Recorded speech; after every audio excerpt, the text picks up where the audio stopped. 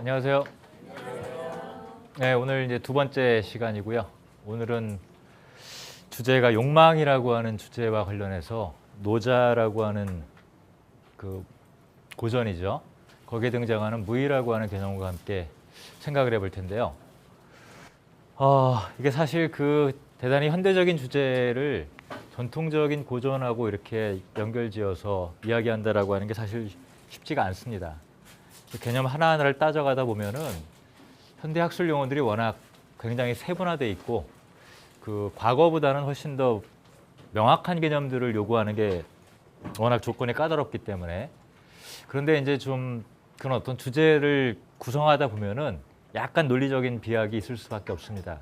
그래서 다만 그 우리가 흔히 접할 수 있는 생각과는 다른 종류의 통찰 혹은 생각의 실마리 정도를 과거의 고전으로부터 가져올 수 없을까 하는 정도의 이야기라고 생각하시면서 들으시면은 조금 더 좋으실 것 같아요.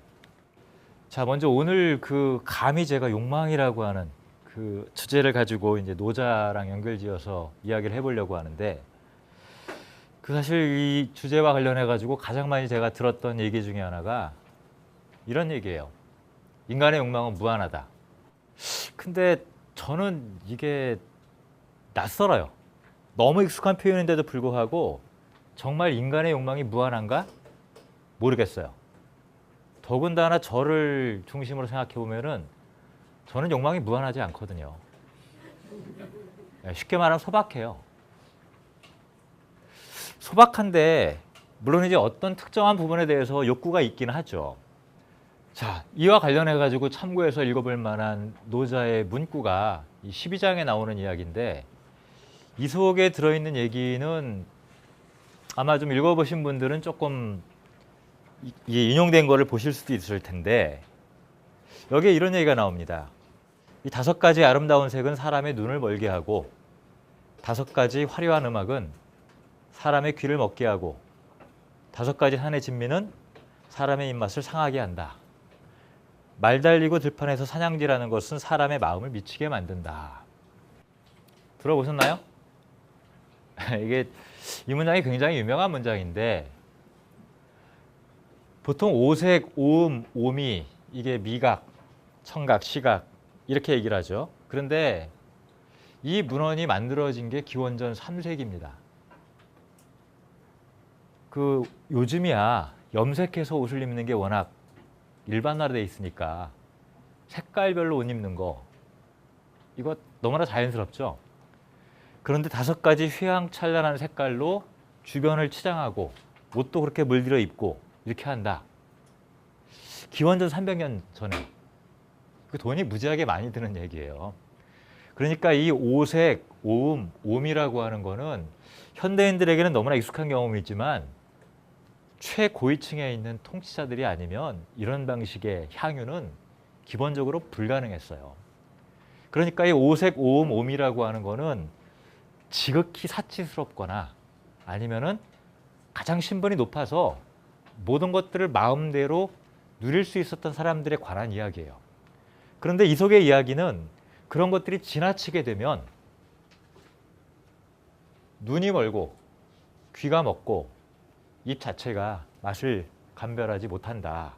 그리고 심지어 치빙전렵이라고 하는 것은 말 달리며 사냥질하는 건데 이거는 단순한 사냥놀이가 아니라 전쟁이 나면은 말 달리면서 전투를 하겠죠. 평소에 뭘 할까요? 바로 군사훈련에 준하는 행동입니다. 정상적인 눈빛으로 되는 게 아니란 얘기죠. 여기에 빠져버리게 되면 미쳐요. 더군다나 이 사냥이라고 하는 것이 지금 우리는 그냥 뭐 말 타고 활 들고 타면서 사슴이 지나가면 쏘고 이런 걸로 생각을 하는데요. 황제가 사냥을 할 때는 말 달리면서 하기도 해요. 그런데 그 가끔 영화를 보면 그런 연출된 장면이 나옵니다. 단이 세워져 있고 거기에 의자가 있고 그리고 주변에 병사들이 쫙 군인들이 앉아 있어요. 근데 갑자기 저쪽에서 막 소리가 웅성웅성 나더니 사슴이 툭 튀어나와요. 그럼 형님 먼저 아우 먼저 하면서 확 재가지고 쏜단 말이에요. 이렇게 사냥을 해요. 그러면 아닌 밤중에 갑자기 사람들이 그렇게 몰려 있는데 사슴이 어떻게 튀어나왔을까요? 영화를 보시면 종종 이런 장면들이 나오거든요. 그건 왜 그런 거냐? 황제가 한번 사냥을 나가면 그 주변에 몇십만 명 되는 백성들을 동원해가지고 온 백성들이 사방에서 조여 들어오는 거예요. 그러면 짐승들이 사람들에게 쫓겨가지고 그 단이 있는 쪽으로 갈 수밖에 없게 되겠죠. 가만히 앉아서 차 마시다가 맞네 하고 다 그렇게 쏘는 거예요. 그러니까 군주가 농번기, 농한기가 아니라 농번기 때 사냥을 나간다라고 하면은 백성들이 엄청나게 동원이 됩니다. 그래서 연산군이 이 사냥을 나갈 때마다 백성들의 원성이 자자했어요. 비용도 많이 들고 백성들이 동원되어야 되니까. 자, 이 오미도 마찬가지입니다. 이게 뷔페예요. 자주 가시나요? 자주 가기는 좀 부담스럽죠. 그런데 저도 처음에 뷔페 되게 좋아해가지고 종종 갔는데 저는 가면은 많이 안 먹어요. 그래서 예전에는 뭐 뷔페 갈 일이 있게 되면은 굶고 아침 점심 굶고 가서 먹었는데 아침 점심 굶고 가면 많이 먹을 줄 알았는데 의외로 더 못 먹어요. 그렇죠. 그래서 지금은 뷔페 별로 좋아하지 않고 더군다나 매일 이거 먹어라. 그 몇 년 전에 온 가족이 괌에 가가지고 이제 며칠 즐기다 왔는데 우리 애가 신나하는 거예요. 고기 요리가 많으니까. 그런데 한 이틀 내내 가 있으니까 결국에 저녁 때 뭘 요구하냐면요. 컵라면 먹고 싶다고. 그래서 요즘 집밥 얘기 많이 하잖아요. 그러니까 산해진미라고 하는 게 매일 먹을 수 있는 음식이 아닌 것 같아요. 자, 이 12장에 대해서 우리가 가장 일반적으로 읽는 왕필리라고 하는 사람의 주석에 의하면은 여기서 상은 어긋난 거고 따라서 입이 맛보는 작용을 잃었기 때문에 상했다라고 하는 거다. 귀와 눈, 마음과 입은 모두 저마다의 본성을 따르는데 이 타고난 성명을 따르지 않고 도리어 그 자연스러움을 해치게 되면 눈 멀고 귀 먹고 입맛 상하고 마음은 미치고 이런 일들이 일어난다. 자, 이런 방식의 생각은 욕망과 관련해 가지고 별로 이야기되지 않아요. 그런데 이 속에 들어있는 욕망에 관한 인식은 모든 욕망에 관한 이야기는 아니지만 가장 일차적인 차원의 것들을 새롭게 생각해 보게 만듭니다. 간단한 예로 제가 식욕이라고 하는 거에 대해서 재미난 경험이 있어요. 욕망이라고 하는 것이 정말 무한정 뻗어나가는 거냐? 어찌 보면 그럴 수도 있을 것 같아요. 근데 저한테는 이 김밥과 스테이크에 얽힌 특히 우리 아들의 재미난 일화가 있어요. 우리 애가 초등학교 2학년 때까지 저처럼 날씬했어요. 그런데 3학년이 되면서 무슨 스트레스를 받았는지 애가 조금씩 살이 오르기 시작하더니 지금은 포동포동해요. 근데 그렇게 특별하게 뚱뚱한 건 아니에요. 그런데 희한하게 저랑 체형이 달라가지고 배가 나왔어요. 지금 중학교 1학년이거든요. 그래가지고 몇 년 전에 한 3년, 4년 된 것 같아요. 아, 이게 복부 비만이 좀 있어요. 전체가 비만이라기보다도. 그래가지고 그 의사분이 이게 몸 자체가 그 상태를 정상 상태로 인지하게 되면 그게 안 빠진다. 근데 키 클 때 빠질지도 모르겠지만 안 빠지면은 나중에 피곤해지니까 좀 운동을 시켜라. 아, 근데 얘는 운동을 되게 싫어해요. 그래가지고 제가 와이프랑 같이 꼬셨어요. 야, 혜원아, 너 산에 갈래? 싫대요. 너 산에 갔다 오면은 네가 좋아하는 스테이크 사줄게. 했더니 결국 성공을 해가지고 같이 가겠대요. 그런데 오후에 올라갔거든요. 한 서너 시쯤에.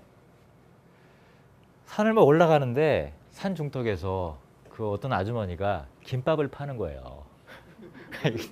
그걸 보더니만 먹고 싶다고 배고프다고 사달라 그러는 거예요. 야, 좀만 참어. 그리고 올라가는 길에 먹으면 안 돼. 해가지고 결국 올라갔어요. 정상에서 좀 운동하고 내려오다가 다시 쭉 내려오는데 그 아주머니가 계속 계신 거예요. 우리 애가 못 참겠다고. 그래가지고 야, 너 내려가서 샤워하고 곧 스테이크 먹으러 갈 텐데 안 먹을래? 아빠, 스테이크 먹는 면은 따로 있어. 걱정하지 마. 그래가지고 김밥을 한 줄 사줬어요. 정말 맛있게 먹는 거예요, 이 김밥을. 그러고 나서 이제 집으로 내려가고 샤워하고 제가 이제 딱 외출 준비를 하면서 가자, 스테이크 먹으러 가자 했더니 아빠, 김밥 먹었더니 배가 안 고픈데? 됐어 하면서 안 먹겠다는 거예요. 자, 이 식욕이라고 하는 건 충족을 안 시켜주면 죽는 거잖아요. 어떻게 본다면 가장 기본적인 욕망이에요. 그런데 이 욕망은 무한히 뻗어나가는 게 아니라 일정한 정도까지 먹으면, 즉 배가 불러지면 어떻게 되죠? 네, 숟가락을 놓습니다. 숟가락을 놔요. 달리 말하면 인간이 생존하는 데 필요로 하는 욕망, 이건 신체로부터 자연 발생적으로 일어나는 욕망이잖아요. 주관적으로 의지를 가지고 통제할 수 있는 게 아니에요. 나도 모르게 일어난단 말이에요. 그런데 이 욕망이라고 하는 것은 무한정 뻗어나가는 성격을 갖고 있는 게 아니라 어떻게 움직이죠? 진자 운동처럼 배고파, 먹고 나니까 식욕이 사라져요. 또 배고파 해서 먹고 나니까 사라져요. 욕망이라고 하는 게 기본적인 운동 방식은 진자 운동처럼 왔다 갔다. 욕망은 일어났다가 사라지고 일어났다가 사라지고. 물론 모든 욕망이 이렇게 움직이는 건 아닙니다. 하지만 인간이 생존에 필요한 가장 기본적인 욕망들은 바로 이와 같은 방식으로 움직인다라고 하는 것. 저도 이 생각을 못 했었어요. 그런데 이 한스 게오르그 멜러라고 하는 학자가 이 노자의 이 부분을 주목하면서 이렇게 얘기를 합니다. 이 노자라고 하는 텍스트에서는 욕망이라고 하는 것을 어떻게 다스릴 것인가 통제할 것인가 라는 부분을 어떤 식으로 해소하려고 하느냐. 역설적이게도 욕망은 충족시켜 줌으로써 제어할 수 있다 라고 해석을 합니다. 달리 말하면 욕망은 기본적이고 일반적인 만족 상태를 가져다 와야지만 욕망을 다스릴 수 있다라는 생각을 갖고 있다는 거예요. 즉 일단 먹으면 자연적으로 먹고 싶은 욕망이 제거가 돼요. 먹는 것을 통해서 먹고 싶은 욕망을 간단히 제거한다라고 하는 이 사실 이 부분은 크게 주목되지 않았다는 거죠. 그러니까 먹으면 더 먹고 싶은 욕망이 사라져 버려요. 자, 여기서 우리는 몇 가지 다양한 생각들을 할 수가 있습니다. 김밥을 먹어서 욕구를 충족시키거나 스테이크를 먹어서 욕구를 충족시키거나 생물학적으로, 의학적으로 아무런 문제가 없어요. 더군다나 스테이크만 먹으면 비만이 올 가능성이 높지만 김밥은 상대적으로 좋잖아요. 그렇죠? 근데 우리는 과거에 그렇게 생각하지 않았어요. 더 인테리어가 잘 된 레스토랑에서 아주 정갈한 서비스, 깨끗한 음식 이런 것들을 따지죠. 그런데 그런 것들을 어느 정도 누릴 수 있게 되니까 이제는 스테이크보다 집밥. 이 희한한 현상이란 말이에요. 욕망이 기본적으로 이렇게 움직인다라고 하는 것들에 대해서 우리는 생각을 해봐야 되는. 더 나아가서 멜러는 뭐라고 얘기를 하냐면 욕망이 왜 일어나느냐. 만족할 만큼 먹지 못했을 때에만 생겨난다. 다른 말로 욕망을 제거하기 위해서는 어떻게 해줘야 되느냐. 만족시켜줘야 된다. 더 나아가서 이 욕망은 끝까지 계속 먹는 게 아니라 어디까지 가면은 멈출 수가 있어요. 이게 바로 욕망에 대해서 우리가 가장 주목해야 되는 성격인데 문제는 뭐냐. 사회적으로 추구되는 욕망들은 이게 끝간데 없이 확장해 나간다라고 하는 게 문제입니다. 예컨대 부자라고 하는 개념은 어떤 게 부자죠? 아마 많은 분들이 이렇게 얘기할 거예요. 많으면 많을수록 좋다. 근데 그 많이 가지면 뭐 하죠? 그래서 이 노자라고 하는 텍스트의 특징은 언제 멈추어야 하는지를 아는 것. 그래서 욕망에 대한 가장 바람직한 해결 방식은 만족이라고 하는 것을 가장 제대로 알고 따르는 것. 그러니까 언제 멈춰야 할지 모른다라고 하는 것은 이거는 논리적으로 절대로 만족하지 않는다라고 하는 뜻인데 자본주의는 이 두 가지를 다 갖고 있어요. 특히 이런 방식의 현상들이 일어나는 게 사회적 욕망이고 권력에 대한 야망이고 한편으로는 자본 축적에 대한 욕망과 그를 달리한다. 근데 문제는 뭐냐? 후자의 욕망의 논리가 전자의 욕망을 오히려 지연시키고 심지어 박탈해버리기까지 하는 기이한 사태가 일어난다라고 하는 점. 욕망이 일어난다라고 하는 것은 만족을 통제하는 데 실패했다. 그러니까 만족되지 않은 사람만이 욕망한다. 자, 이런 방식의 역설적인 이야기가 성립이 됩니다. 자, 이러한 방식의 생각을 노자에서는 왜 했는지 조금 일반적으로 얘기한다면 이 동아시아 철학에는 노자만 그런 것이 아니라 금욕주의 자체가 부재합니다. 불교가 들어왔을 때, 기독교가 들어왔을 때 동양 사람들이 가장 낯설어했던 것이 바로 이 금욕주의예요. 특히 육체의 쾌락을 죄악시하지 않습니다. 예컨대 그 캐톨릭이 들어온 게 아니라 개신교가 들어왔을 때 이분들 가운데서는 금욕주의적인 신앙을 갖고 있던 분들이 많았거든요. 이걸 받아들일 수 없었던 사람들이 특히 중국에서는 1차 과거 시험을 통과하면은 면책 특권이라고 하는 게 있어요. 무슨 얘기냐면은 범죄 행위에 연루가 되어서 피고인으로 신문을 받으러 갈 때도 일반 백성들은 곤장 때리고 위협하면서 실토하게 만드는데 절대로 과거 향시에 합격한 사람들은 그런 방식으로 육체를 괴롭힌다거나 하는 것들을 할 수가 없게 금지되어 있었습니다. 그런데 어떤 사람들은 금욕 수련을 하고 신체 고행 수련을 하면서 신앙을 시험하는 그런 기독교 전통에 도무지 이해할 수가 없었던 거예요. 이것 때문에 기독교가 상당히 받아들이는데 장애가 있기도 했습니다. 더군다나 고대 그리스 철학에서부터 인간의 육체라고 하는 것은 욕망을 갖고 있기 때문에 그 욕망으로부터 탈출하는 것, 정화가 필요하다. 이런 방식의 생각들이 있었는데 동아시아에서는 그런 금욕주의가 없었습니다. 달리 말하면 욕망을 기본적으로 긍정했다는 뜻입니다.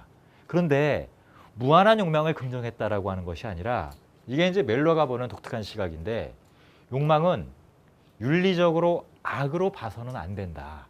뭘로 봐야 되느냐? 의학적인 차원에서 지나친 욕망이라고 하는 것은 거부되어야 된다라고 하는 차원으로 봐야 된다는 겁니다. 무슨 얘기냐면 많이 먹는 게 악입니까? 많이 먹는 게 악이에요? 많이 먹는 건 악이 아니에요. 그런데 많이 먹으면 어떻게 되죠? 건강을 상하게 해요. 신체를 부양하고 생명을 유지하기 위해서 먹는다라고 하는 행위를 할 수밖에 없는데 너무 많이 혹은 지나치게 편식을 한다든가 하는 것들은 오히려 내 신체를 상하게 하죠. 따라서 식욕이라고 하는 것도 면밀하게 검토해 보면은 이 차원에서 판단해야 될 문제인데 이 차원에서 본다라고 하는 거죠. 사실 우리가 많은 부분들을 어떤 시각에서 보는가에 따라서 그것은 달리 볼 수가 있는데 문제는 뭐냐? 이 차원으로 본다라고 하는 것이 중요한 까닭은 욕망은 중독된다라고 하는 거.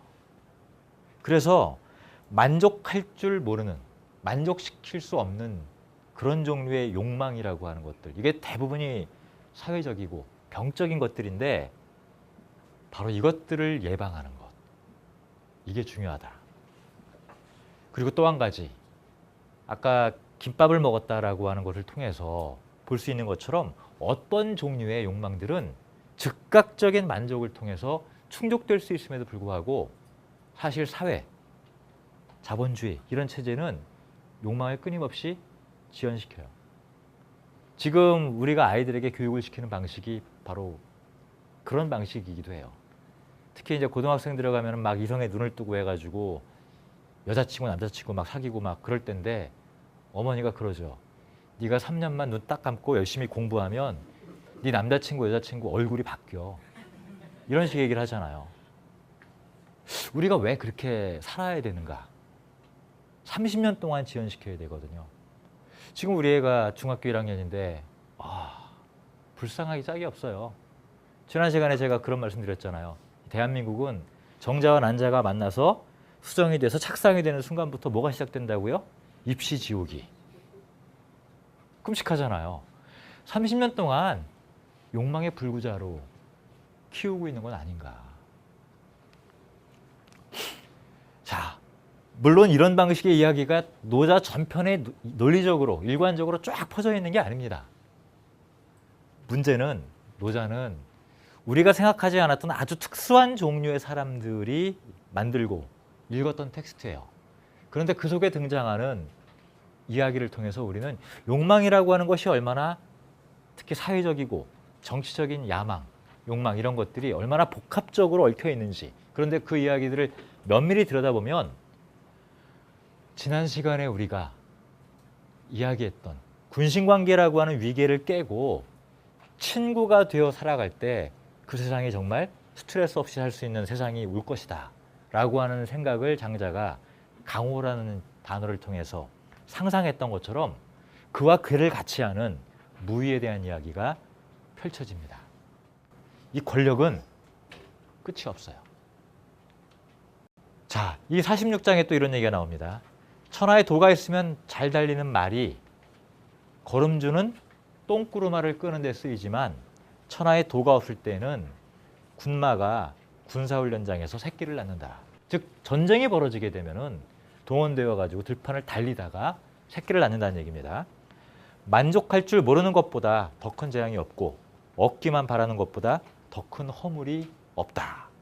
자, 노자라고 하는 텍스트가 기원전 3세기 말에서 2세기 초 그때쯤에 거의 완성된 걸로 지금 학자들은 이야기를 하는데, 이때는 중국에서 몇백 년 동안 이어졌던 전쟁이 결국 끝나고 진시황이 통일하고 다시 항우와 유방이 싸우고 한 나라에서 통일되는, 거의 200년 가까운 동안 전쟁통 때문에 사회의 많은 자원들이 사라지고 사람 자체가 굉장히 줄어들었던 그 당시 생각들을 반영합니다.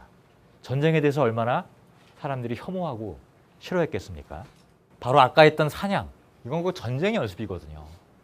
이게 바로 1차 대전과 2차 대전의 참상이에요. 이 묘지들. 전쟁이 한번 훅 지나가면은 끔찍하죠. 자, 이렇게 보면은 욕망이라고 하는 게 이런 것들을 추구하는 것이 좋은 것처럼 느껴지지만 한편으로는 눈과 입을 병들게 하고, 그래서 우리는 사치, 사회적으로, 의학적으로 비만, 부정적이라고 생각을 해요. 마찬가지로 무한한 욕망, 만족시킬 수 없는 욕망들을 끝없이 추구한다라고 하는 것은 사실은 욕망이 아니라 일종의 중독에 지나지 않는 것 아닌가. 바로 그래서 저는 욕망이라고 하는 걸 다루는 것은 형이상학적이고 철학적인 차원에서 다룰 것이 아니라 먼저 이 차원에서 다뤄야 된다. 즉 욕망을 금욕이라든가 이런 방식으로 볼 것이 아니라 생명이 존속하기 위해서 기본적으로 만족시켜야 된다면 만족을 통해서 욕망을 다스리는 방법은 어떤 것일까? 이걸 생각해야 되는데, 우리가 생각하는 것처럼 그런 방식의 모든 이야기들을 과거의 고전들이 논리적으로 차분히 쓰고 있질 않습니다. 우리는 역추적을 해야 돼요. 그래서 이 인간의 야망, 욕망 가운데 끝없고 무한한 그리고 끔찍한 욕망인 권력에 대한 야욕, 그것이 어떤 얼굴을 갖고 있는가, 무의라고 하는 용어를 통해서 이걸 한번 생각을 해보죠. 자, 이러기 위해서는 이 기존에 알려져 있는 해설서나 노자에 관한 소개서에서 노자를 해탈한 스님처럼, 붓다처럼 많이 묘사를 하고 있어요. 그래서 욕심도 없고 정치도 싫어하고 문명도 싫어하고, 이거 다 노자랑 상관이 없는 이야기예요. 문명이 문제가 되었던 것은 19세기 말 20세기 초반 서구 문물이라고 하는 것이 들어오면서 동아시아에 최초로 오늘날 우리가 문제 삼는 그런 문명을 비판하기 시작했습니다. 고등학교 교과서에 실려 있는 것처럼 노자는 무의자한 이 공기도 더럽고 구질구질하고 그런 세계를 떠나서 이런 좋은 곳에 가서 사는 거, 이게 가장 아름다운, 자연스럽고 행복하고 좋은 모습이라고 얘기를 하지만 이게 진짜 맞는 얘기냐, 이거를 현대적인 버전으로, 이 그림도 마찬가지고요, 이 그림 속에 들어있는 진짜 모습을 오늘날 버전으로 보여드리면 이거예요. 이건 완벽하게 정신이 같은 겁니다. 무슨 얘기냐면요, 자, 저희 두 사람 되게 개인적으로 좋아하는데, 이 나는 자연인이다라고 하는 영화를, 이 영화가 아니지, 연속 방송이죠. 이 프로그램을 보면은 처음에 자연인하고 만나요. 그리고 그 주변 풍광들을 막 보여줘요. 그 다음에 한 10분, 15분 있다가 무슨 장면이 나오냐면 산을 올라가요. 그래서 꼭 산삼을 먹어요. 그렇죠, 주인공이. 그리고 나서 한 딱 30분쯤 지날 때쯤 되면은 저녁을 해 먹어요. 그렇죠? 그것도 푸짐하게. 그거 매일 그렇게 먹는 게 아니라는 거 아시죠? 네, 정말 아주 특별하게 먹는 거예요. 그런데 그러고 나서 술도 한잔 했겠다. 그것도 담근 술. 그러고 나서 술이 들어가니까 이제 속 얘기가 나오고, 산속에 왜 들어갔느냐. 처음에 다큐멘터리가 시작될 때는 어릴 때부터 산이 너무 좋아서, 그래서 전국 방방곡곡을 돌아다녀 봤는데 여기가 너무 마음에 들어서 여기 와서 내가 직접 집 짓고 다 해서 여기 살고 있다. 그렇게 얘기를 하는데 30분 있다가 하는 얘기는 전혀 달라요. 왜 산으로 들어왔느냐? 몸이 망가져서. 몸이 왜 망가졌느냐? 배신당하고 사기당하고 사람이 싫어서 산으로 들어왔다. 열이면 열 가운데 9명이 거의 이런 방식의 이야기를 합니다. 그러니까 산으로 간 게 자연이 좋아서가 아니라 사람이 싫어서 간 거예요. 사람이 싫어서. 이게 어떻게 본다면 이 나는 자연이다 속에 들어있는 한 가지 중요한 요소인데, 달리 말하면 자연을 사랑하는 마음 때문이 아니라 욕망 자체가 충족되지 않고 좌절당하고 어떻게 본다면 거세당했던 사람들의 모습이라고 보는 것이 더 맞을 것 같아요. 욕망을 실현하기 위해서 사회 속에서 사람들과 어우러져 살아가고 싶은데 욕망이 충족되기는커녕 다치고 우울증 오고 몸도 상하고 이렇게 된단 말이죠.